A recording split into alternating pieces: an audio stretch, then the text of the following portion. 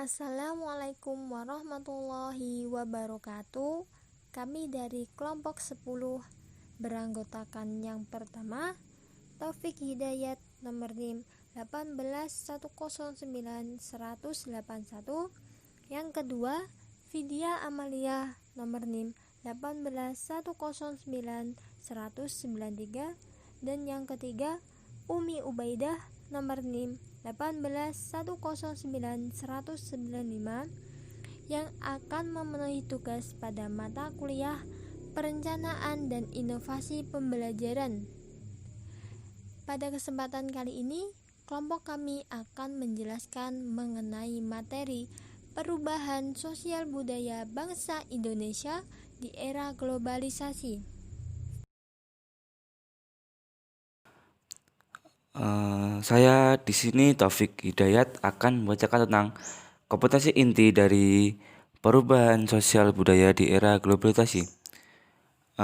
Kompetensi inti memahami pengetahuan faktual, konseptual, dan prosedural berdasarkan rasa ingin tahu tentang ilmu pengetahuan, teknologi, seni, dan budaya terkait fenomena dan kejadian tampak mata.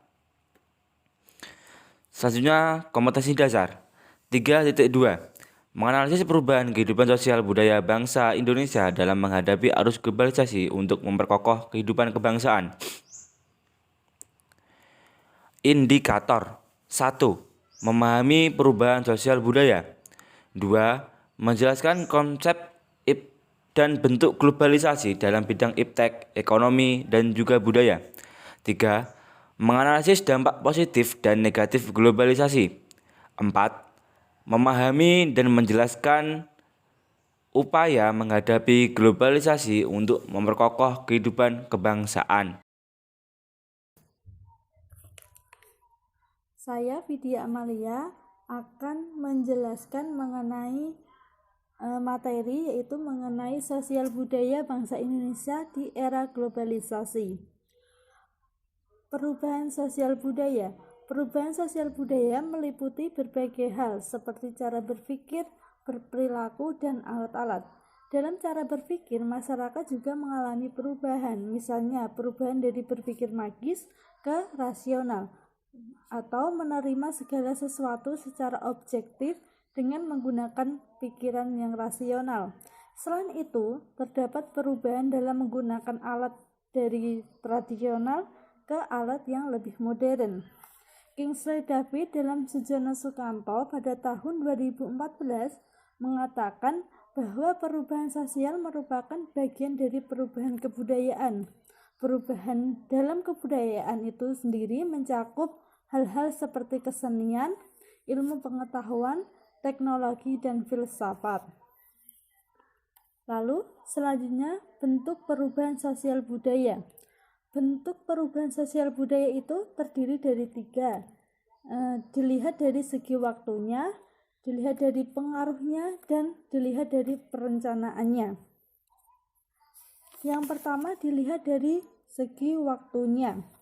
Perubahan sosial evolusi atau lambat. Evolusi merupakan perubahan kecil yang terjadi secara lambat.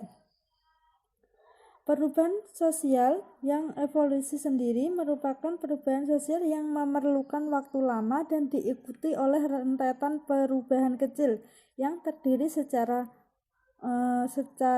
lambat. Perubahan sosial pada masyarakat tradisional dapat dikategorikan seperti mengalami perubahan lambat ini. Contohnya yaitu masyarakat primitif. Lamanya waktu yang diperlukan dalam perubahan mata pencaharian masyarakat dari masa berburu dan meramu, bercocok tanam dan berternak, masa pertanian, dan masa perundagian dapat dicontohkan untuk perubahan evolusi. Lalu selanjutnya yaitu perubahan sosial cepat atau revolusi. Revolusi yaitu perubahan secara cepat, contohnya revolusi industri secara besar-besaran. Lalu selanjutnya yaitu bentuk perubahan dilihat dari pengaruhnya. Yang pertama, perubahan yang pengaruhnya kecil atau perubahan yang tidak membawa pengaruh pada struktur masyarakat. Contohnya perubahan baju kekinian yang digemari oleh banyak remaja. Lalu selanjutnya yaitu perubahan pengaruh besar. Pengaruh besar atau pembangunan pabrik untuk kepentingan industri sebagai bagian dari proses industrialisasi. Industrialisasi membawa pengaruh besar terhadap berbagai bidang kehidupan di masyarakat. Industrialisasi merupakan proses perubahan sosial ekonomi yang mengubah sistem mata pencaharian masyarakat agraris menjadi masyarakat yang menjadi masyarakat industri. Lalu selanjutnya yaitu bentuk perubahan dilihat dari perencanaannya. Yang pertama, perubahan yang direncanakan atau planned change. Nah, perubahan yang direncanakan atau planned change itu merupakan perubahan yang memang diinginkan dan dikehendaki oleh masyarakat atau pihak yang menginginkan perubahan. Pembangunan dapat dikatakan sebagai contoh perubahan sosial yang dikehendaki dan direncanakan. Contohnya itu pembangunan jalan yang seperti di Indonesia. Lalu selanjutnya perubahan yang tidak direncanakan atau unplanned change. Nah, perubahan yang tidak direncanakan atau perubahan yang terjadi di luar jangkauan pengawasan masyarakat. Contohnya seperti bencana alam, banjir, tanah longsor, gunung meletus, dan lain sebagainya. Materi selanjutnya, globalisasi di bidang iptek, ekonomi, dan budaya. Bentuk globalisasi yaitu globalisasi telah memengaruhi berbagai bidang di kehidupan, yang ditandai dengan persamaan dalam berbagai bidang kehidupan di semua negara di dunia. Globalisasi di berbagai bidang, yang pertama ada globalisasi di bidang budaya, contohnya terjadinya pertukaran budaya secara internasional dan saling berpengaruh. Yang kedua, masyarakat lokal lebih banyak menggemari kebudayaan asing yang sedang tren. Yang ketiga, kebudayaan lokal dan daerah akan kian tergerus karena pengaruh budaya asing. Bentuk yang kedua, globalisasi di bidang ekonomi. Contohnya yang pertama, transaksi jual beli online lewat e-commerce yang sering dilakukan di kehidupan sehari-hari. Yang kedua, kegiatan ekspor impor komoditas tertentu yang dilakukan Indonesia dengan negara-negara lain. Yang ketiga, terciptanya kerjasama regional di bidang ekonomi. Contohnya AFTA, yaitu area perdagangan bebas di kawasan Asia Tenggara. Bidang yang kedua ada di globalisasi di bidang iptek. Contohnya yang pertama, kemudahan untuk mendapat informasi kapan saja, di mana saja, lewat akses internet. Yang kedua, transaksi jual beli lebih sering dilakukan secara online berkat dari kemajuan teknologi.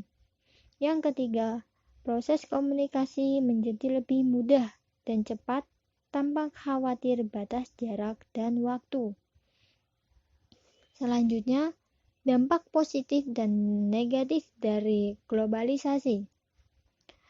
Dampak positif yang pertama, memicu sikap kreatif dan inovatif di kalangan masyarakat luas agar dapat bersaing di ranah global. Namun dampak negatifnya adalah pasar nasional akan dikuasai oleh barang-barang dari impor. Yang kedua, dampak positifnya mudah mendapatkan barang-barang impor dari luar negeri dengan harga yang terjangkau.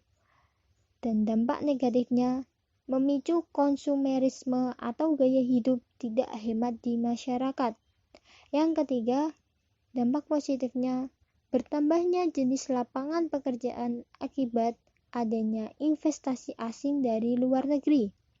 Dampak negatifnya, masuknya banyak tenaga kerja asing yang mendominasi tenaga kerja lokal. Dan yang keempat, dampak positifnya, terbukanya kesempatan bekerja di luar negeri. Dampak negatifnya, matinya usaha-usaha lokal karena penjualan barang dari luar negeri. Materi berikutnya, upaya dalam menghadapi globalisasi di kehidupan sehari-hari. Yang pertama, kita harus mencintai produk dalam negeri. Yang kedua, menyaring budaya asing sesuai dengan panduan nilai, norma, dan keyakinan agama. Yang ketiga, memahami nilai-nilai kebangsaan dan Pancasila dengan baik. Yang keempat, memprioritaskan pemulihan ekonomi. Yang kelima, meningkatkan daya potensi nasional. Yang keenam, memasukkan kemajuan teknologi dalam berbagai pembangunan. Yang ketujuh, memanfaatkan forum-forum kerjasama internasional antara Indonesia dengan negara lain. Contohnya ada organisasi AFTA, ASEAN, UNESCO, dan lain. Itulah sedikit pemaparan dari kelompok kami.